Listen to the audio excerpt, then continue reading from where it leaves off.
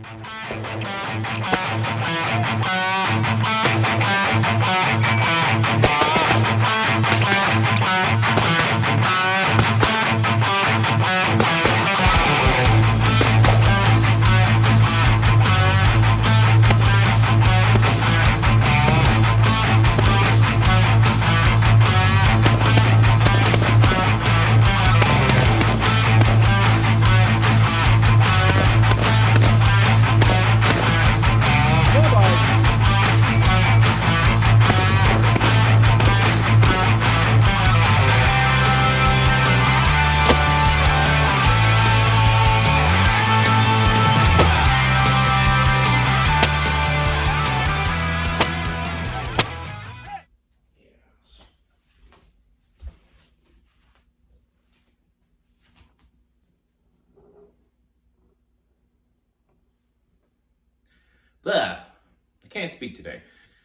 Hello everybody, Sean Mons with Firearms&Fitness here, and today we're going to talk about your fighting rifle, in particular your GPR, or general purpose rifle. Now, we have to kind of discuss what I believe a general purpose rifle is, or basically your go-to rifle, what it should have, and then we could talk about the maybe pluses that you can have later. First things first, I think if you're in America, your go-to rifle has to be in 5.56 or 223 Wild. No exceptions. Just the carte blanche, it is what it is. That is probably the most common caliber. It covers the most bases in my opinion. So many different calibers have tried to take it down and none have succeeded. I think the closest thing to it has been 300 Blackout. And even then, that still fills kind of a niche role as people got more familiar with 300 Blackout and its great limitations. From there, I think your rifle should be lightweight. And by that, I mean the base rifle with nothing on it, i.e. it is the rifle itself, no attachments, no sling, no magazine, no optic, no fucking whatever doodad you have on there. It should be a sub 8-pound rifle, straight out of the gate. You should not have more than 8 pounds as a bare rifle. Any more than that, I don't think that's acceptable. And there's different ways you can manipulate that, get whatever system you want. But however, it should not exceed 8 pounds. It must be a lightweight rifle. The next thing is it must take STANAG mags. Straight up. It has to take STANAG mags, which are AR-15 mags if you're not too sure, or you really haven't heard that phrase before. It must take AR-15 mags, and it must take a plethora of AR-15 mags. It can't take its own proprietary mag, it can't take AK mags, none of that. It's got to take AR-15 mags, STANAG mags. Next, not least, should be zeroed. Now, this is going to vary from person to person and SOPs to SOP. I personally think a 300-yard zero is perfect, is the best zero for just a GPR. However, I'm not going to be the authority on that.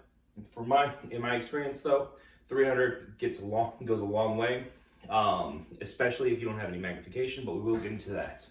But it has to be zeroed, straight up across the board. It needs to be zeroed. If your rifle's not zeroed, it is useless. Barrel length. It's going to be kind of a wild take, but your barrel length should be between 10.5 and 20 inches.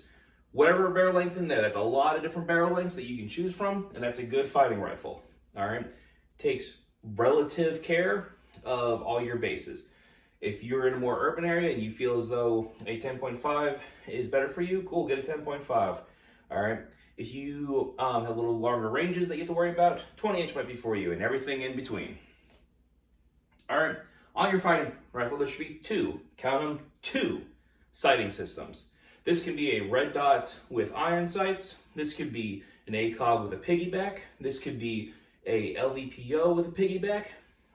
It could be an LVPO with an offset. It can be a ACOG with an offset. It could be a red dot with another red dot.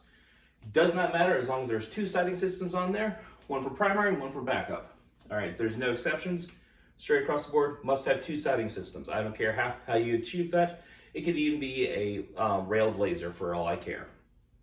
But two sighting systems, one for primary, one for backup. Next. It should be night capable. This could be a lot of things. At bare minimum though, it means you need a white light or a light of some kind on it so you can go in through structures, verify targets, ID targets further out, especially in dark. This is going to be kind of controversial, but I think this is true nonetheless. It should have a true and immediate 1x. All right. Your cheap LVPOs don't count. Your 1.5s to whatevers don't count. Your 4x, straight across the boards don't count. All right. It must be you must have a true and immediate 1x available to you at all times. So the reason for this is, say you have an LVPO, you're shooting, you're on 6, you see something off closer to you, and you snap, and you get lost in the sauce because it's a 6. You should have a top dot or some offset dot, so you're not lost in the sauce. You can stay spatially aware and can get a bigger picture. All right, a true and immediate 1x should be a priority, if not mandatory. All right. Next, it has to have at least near immediate 3x to 6x magnification. It can be fixed magnification. Low end, it has to be 3. High end, 6x. All right. You really can you push to 8x, 10x? Sure. I think that starts to get a little bit feature rich for no reason. I think anywhere from a 3 to 6x fixed is perfect. For the general rifle. Anything out to 600, maybe 700 meters. The 3x to 6x will get you 99% of the way there. Next. I think it has to have a sling. Must be able to carry it. Carrying it in your arms does not count. A sling of some kind must be attached. It could be a fucking shoelace for all I care, as long as it does have a sling. It is a fighting rifle, therefore you must be able to fight in it. Must be able to fight in a sling. It must be clean and lubed. This is going to be something that the internet's going to fucking go nuts about. I barely clean my rifle. Shut up. Oh my God, I hate those people. Why should I clean my rifle? Because you need to have it clean, all right? The likelihood of it fucking malfunctioning while it's dirty is so much higher when it's dirty. Clean it. It takes like maybe a half hour if you do a real good job, all right? Clean your rifle. Lubricate it, and it should be remained clean and lubed, all right, for use. Now, if you're going out and training with it, obviously it's going to get a little dirty. When you get back, clean it. It doesn't have to be the world's best cleaning. It just has to be clean and fresh lube applied. It'll help prevent erosion. It'll help make the gun work better. There's going to be less wear all around. Clean the fucking gun. All right. And last but not least, and there's a little star next to it, it must be ready. You must have ammo on hand. You must have mags loaded on hand. You must have all your support gear ready on hand. But most of all, that gun must be ready. Light must have batteries in it. All your witch-ads, doodads, and whatnot must have batteries in it. It must be working.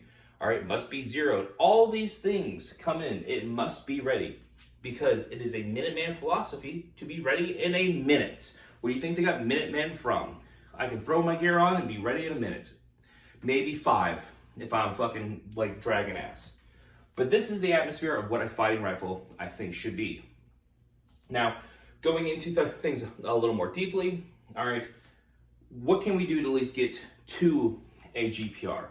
Well, first things first, get an AR-15. All right, they're going to be the least expensive and most proven system. Honestly, if you got a Palmetto, changed out the BCG to a BCM, and you change the barrel out, I don't know, when the barrel finally goes out, you're going to be much better off. They're not basically $700. You got a pretty good rifle. When you get an AR-15 too, this covers a bunch of things. It's going to be a 5.56/223 Wild. All right. The base rifle is normally going to be under 8 pounds, unless you get some weird Gucci one that's got a bunch of weird shit connected to it for no fucking reason. All right. It takes Stanag mags, straight up.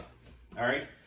The barrel length is normally going to be between the 10.5 and 20 inch. You can pick whatever variety you want from there. All right. You can get basically any sighting system you want. I recommend a prism with a piggyback. That's my recommendation.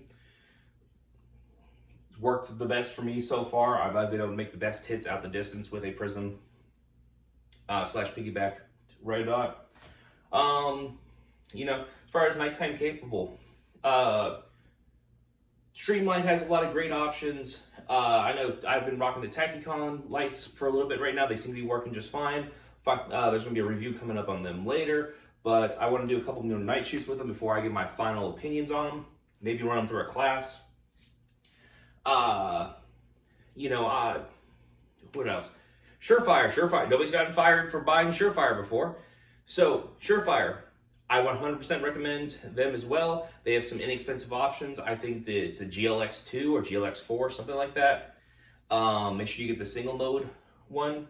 It's a 500 lumen light. You can get an offset, works perfectly.